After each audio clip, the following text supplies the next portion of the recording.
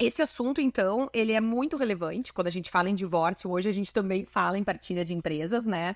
E a Helena gostaria de até, da gente, nessa introdução, entender um pouquinho, afinal, o que são as cotas societárias, né? Eu possuo uma empresa, o que eu, na verdade, possuo? O que o meu cônjuge ou companheiro está trazendo aí a discussão? Certo, Cris. Então, vou só dar um passinho para trás para fazer um gancho aqui na comentário da Cris, que assim como aumentaram as empresas, né, a gente sabe que período pandêmico também aumentaram os divórcios, tem aumentado muito nesse período, né, e a gente sabe que a maioria dessas empresas que a gente está tratando aqui são empresas familiares, empresas de pessoas, né, que então há esse interesse em que seja muito bem fixado como vai acontecer a partilha de cotas para que acabe não prejudicando a empresa. Mas vamos lá, o questionamento da Cristiana. O que são cotas societárias?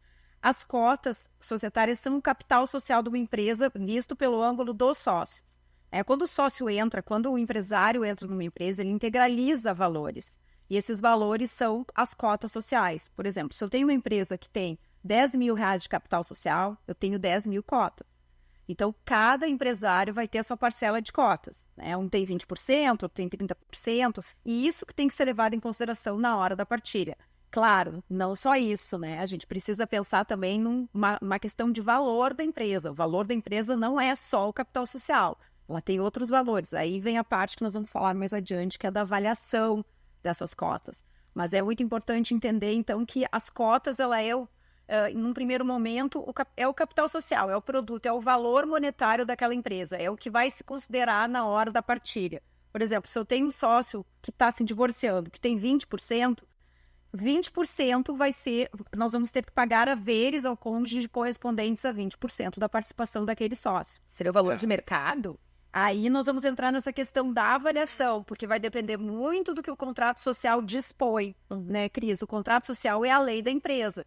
Então, a gente tem que pensar que é importante, na hora até de tu formatar uma empresa ou alterações do contrato social, tu ter muito cuidado e sócios terem muito cuidado em prever essas questões. Porque como a gente trata de empresas de pessoas, essas empresas familiares ou que envolvem amigos, né, parceiros de negócios, é muito importante ter a ideia de quem vai entrar, quem pode entrar na empresa, quem pode ingressar. Então, o contrato social pode prever que esse cônjuge separando possa ingressar na parte dele correspondente, quando do divórcio, ou pode apenas prever, que é o que a gente mais recomenda aqui, que haja um pagamento de haveres da sua participação. Então, se eu tenho uma comunhão parcial, que nós vamos falar mais adiante também, a repercussão do regime, né, de bens na questão da partilha, se nós temos uma comunhão, né, parcial, ele vai ter direito à metade do valor das cotas do cônjuge que está se divorciando. Então, aquele cônjuge, aquele sócio que eu falei que tem 20%, 10% vai ter que ser partilhado com a sua esposa. O capital social, na verdade, ele compõe uma valência de percentuais e não de valor da empresa. Isso a gente tem que partir desse pressuposto bem claro, né? Quer dizer, uma empresa que tenha R$1.000 ou R$10.000 de capital social não significa que o seu valor de mercado seja R$1.000 ou R$10.000. Não há nenhuma relação entre capital social, é zero, e valor da empresa. A importância do capital social, para fins de partilha, é porque a partir dele nós vamos identificar o percentual de titularidade de cada sócio em relação àquele capital e, por consequência, em relação ao valor da empresa. Então, se um determinado sócio, numa empresa com capital social de R$10.000, ele detém 20% ou R$2.000, não significa que, numa separação, ele terá que partilhar R$2.000. Ele terá que partilhar 20% do valor de mercado da empresa. Então, para fins do que nós estamos discutindo, eu acho que a Helena colocou isso muito bem, a única importância do capital social é porque, a partir dele, nós identificaremos o percentual de cada sócio em relação ao valor da empresa. Nós vamos falar aqui de partilha, seja por sucessão, seja por separação,